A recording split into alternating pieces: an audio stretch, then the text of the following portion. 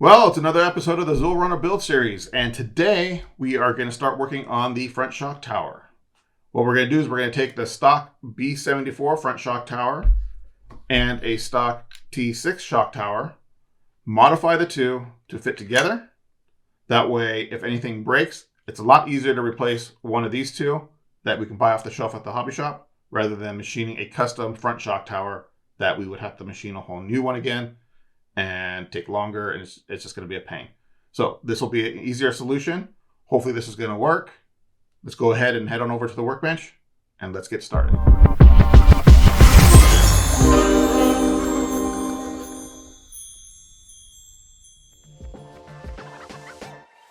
Okay, so the plan is to take the T6 shock tower and the B74 shock tower and merge them together.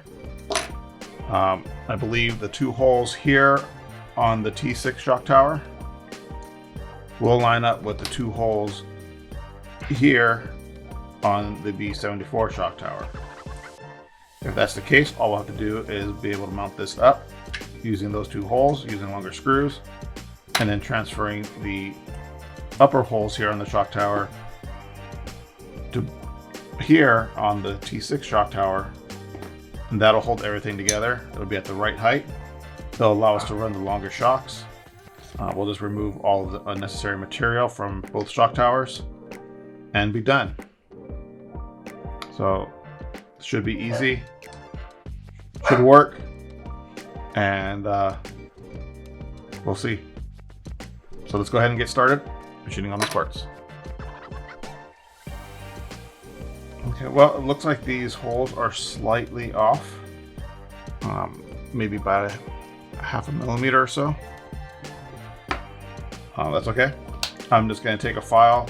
I'll elongate these holes just a little bit, just enough to get some screws in there, line everything up, and then I'll transfer those two upper holes to this shock tower, and it'll all bolt together.